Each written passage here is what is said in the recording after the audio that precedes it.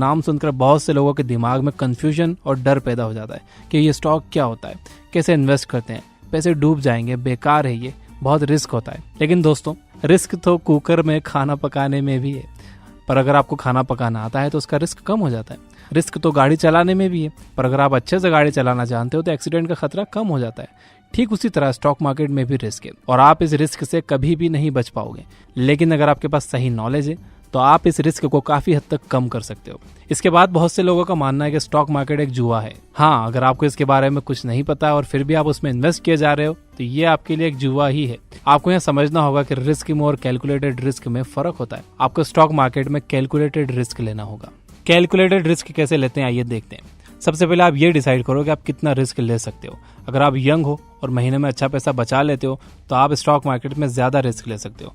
लेकिन अगर आप 60 साल के हो तो आपको कम रिस्क लेना होगा। साथ ही आप ये देखो कि आप जो रिस्क ले रहे हो उस पर आपको कितना प्रॉफिट मिल रहा है। अगर आपको फायदा सिर्फ 5 रुपए का हो रहा है लेकिन 20 रुपए का नुकसान होने का चांस है तो आपको इस तरह का इन्वेस्टमेंट नहीं करना चाहिए।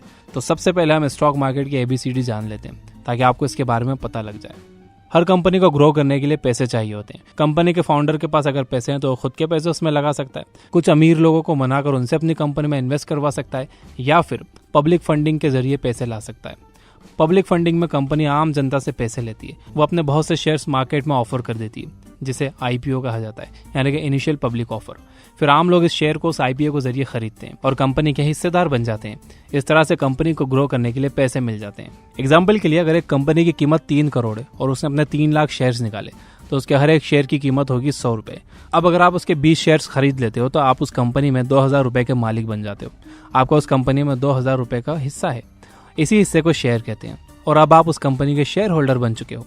इसके बाद अगर वो कंपनी फ्यूचर में ग्रो करके 6 करोड़ की हो जाती है तो उसके एक शेयर की कीमत 100 रुपए से बढ़कर 200 रुपए हो जाएगी। आपके इन्वेस्ट किए गए 2000 रुपए 4000 बन जाएंगे। वैसे ही अगर कंपनी लॉस में जाकर 1 करोड़ की हो जाती है तो उसका एक शेयर 33 रुपए का हो जाएगा। आप जब चाहे अपने शेयर्स को बेचकर अपने पैसे को वापस पा सकते हैं। अगर आपको लग रहा है कि कंपनी डूब रही है या फ्यूचर में वो आपको प्रॉफिट कमा कर नहीं दे सकती तो आप उस कंपनी के शेयर्स को स्टॉक मार्केट में बेच सकते हो और उससे अपने पैसे वापस पा सकते हो। कंपनी को जो प्रॉफिट होता है तो वो कभी कभी उसे अपने शेयर होल्डर्स में बांट देती है। या तो वो अपने शेयर होल्डर्स को पैसे दे सकती है या फिर उसे और शेयर्स दे सकती है। इसे डिविडेंड कहा जाता है। कंपनी के शेयर्स के दाम तब बढ़ जाते हैं जब इसे बहुत से लोग खरीदना चाहते हैं। मार्केट का एक यूनिवर्सल लॉ है, if demand goes up price goes up and vice versa. इसका मतलब है अगर एक कंपनी बहुत प्रॉफिट कमा रही है तो उसके स्टॉक्स बहुत से लोग खरीदना चाहेंगे। अगर उसके स्टॉक्स बहुत से लोग खरीदना चाहेंगे तो उसकी डिमांड बढ़ जाएगी और उसकी कीमत भी। ठीक इसी तरह अगर कंपनी नुकसान में जा रही है तो उसके स्टॉक्स कोई नहीं लेना चाहेगा। जिन लोगों ने उसे ले रखे हैं वो उसे बेचने लगेंगे और उसके प्राइस घट जाएंगे। देखिए, सिंपल रूल ये है कि आपको एक कंपनी में तब इन्वेस्ट करना चाहिए जब उसके स्टॉक की कीमत कम हो। इसके बाद जब उसकी कीमत बढ़ेगी तो या तो आप उसे बेच दीजिए और तुरंत पैसे वापस ले लीजिए, या फिर लॉन्ग टर्म के लिए इन्वेस्ट करने के इरादे से उसे वहीं पर छोड़ दीजिए। एक एग्जाम्पल बताता हूँ। 2004 में जिस भी आदमी ने गूगल में लॉन्ग टर्म के लिए अपना पैसा लगाया होगा उसे अब तक अरबों रुपए का प्रॉफिट डिविडेंड के रूप में मिला होगा। और अगर वो अपने शेयर्स नहीं बेचता है तो उसे जिंदगी भर गूगल से पैसे मिलते रहेंगे।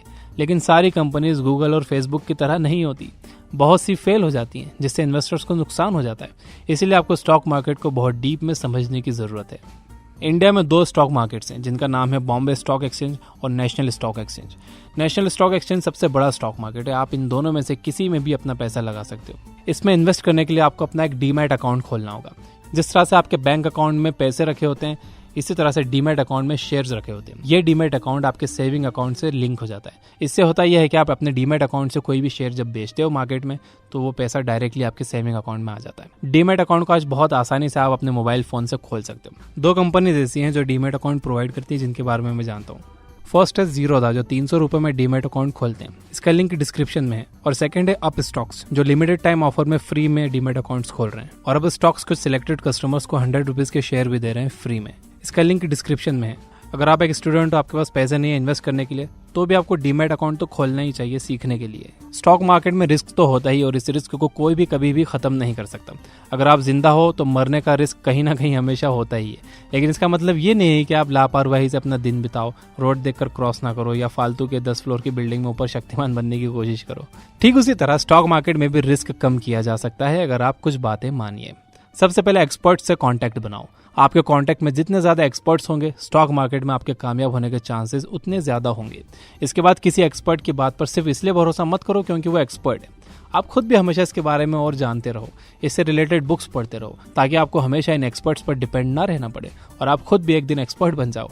साथ ही आपको एक बात और ध्यान में रखने की जरूरत है, सारे एक्सपर्ट्स हों ये जरूरी नहीं है। कुछ एक्सपर्ट्स को कंपनीज पैसे देती हैं ताकि वो लोग अपने फॉलोअर्स से बोल सके कि उनकी कंपनी के ग्रो करने की बहुत पॉसिबिलिटी है। इसीलिए वो एक्सपर्ट्स उस कंपनी में पैसा लगाने के लिए आपको बोल सकते हैं जिसने उन्हें इसके लिए पैसे दिए हैं। इसलिए ये बहुत जरूरी है कि आप आंख बंद कर इन लोगों की बात ना सुनो। एक स्टॉक मार्केट एक्सपर्ट है जो टेलीग्राम चैनल चलाते हैं, जो बिगिनर्स को मार्केट के बारे में बताते हैं, उनकी हेल्प करते हैं। उनका लिंक भी मैंने डिस्क्रिप्शन में दे रखा है। दूसरी बात जो आपको ध्यान में रखनी चाहिए वो ये कि किसी भी कंपनी में इन्वेस्ट करने से पहले उसका बैकग्राउंड जरूर चेक करो। ये देखो कि पिछले कुछ सालों में कंपनी ने कितना प्रॉफिट कमाया है, उसने अपने शेयर होल्डर्स को कितना डिविडेंड दिया है, उसके फाउंडर्स कैसे हैं, उसका मैनेजमेंट कैसा है, उस कंपनी की टीम कैसी है। आप उस कंपनी के हर पहलू को अच्छे से परखिए और फिर ये फैसला कीजिए कि वो इन्वेस्ट करने लायक है या नहीं। इसके बाद ये देखिए कि इस कंपनी के फ्यूचर में ग्रो करने के चांसेस कितने हैं। आप सोचते होंगे कि टेक्नोलॉजी और गेम्स की कंपनीज बहुत फायदा कमाती हैं। ये सच है, लेकिन वो ज्यादा दिन मार्केट में नहीं रहती। लोग एक ही गेम खेल खेल कर ऊब जाते हैं, अब वो चाहे पबजी हो या पोकेमॉन गो। इस तरह की कंपनीज शॉर्ट टर्म में फायदा कमाने के लिए अच्छी होती हैं, लेकिन लॉन्ग टर्म में ये फेल हो जाती हैं क्योंकि लोगों को हमेशा कुछ नया चाहिए होता है। ज्यादा फायदा कमाने के लिए आपको एक कंपनी में लॉन्ग टर्म के लिए इन्वेस्ट करना होगा, लेकिन अगर आप शॉर्ट टर्म में पैसा लगाना चाहते हो तो उसमें भी कोई बुराई नहीं है, बस आपको उसमें फायदा कम होगा या हो सकता है नुकसान हो जाए। अगर आपको वाकई एक दिन वॉरेन बफेट और राकेश झुनझुनवाला की तरह एक बड़ा इन्वेस्टर बनना है और आप स्टॉक मार्केट को करियर की तरह चुनना चाहते हो तो ये जरूरी है कि आप इसमें एक्सपर्ट बनो। स्टॉक मार्केट का कॉन्सेप्ट सिर्फ इस वीडियो में खत्म नहीं होता, ये बहुत बड़ा सब्जेक्ट है। अगर आपको इससे रिलेटेड बुक्स पढ़नी हो तो आप ये किताबें पढ़ सकते हो, the intelligent investor, the wealth of common sense, the Falcon method, the most important thing. इसके अलावा ये याद रखिए कि शुरुआत में आपसे गलतियां होंगी, आपको इन गलतियों से सीखना होगा। अगर आप सिर्फ पार्ट टाइम में स्टॉक मार्केट में इन्वेस्ट करना चाहते हो तो आप सिंपली म्यूचुअल फंड्स के जरिए काम कर सकते हो, जिस पर मैंने एक पहले वीडियो बनाई है। तो दोस्तों ये थी वो बातें स्टॉक मार्केट के बारे में जो मुझे पता थी, जो मैंने आपको बता दी है। अगर आप इन्वेस्टमेंट से रिलेटेड बुक समरीज पढ़ना और सुनना चाहते हो तो आप ये बुक ऐप डाउनलोड कर सकते हो। Finally, you guys are amazing, keep reading, keep learning, keep growing. Thank you for watching.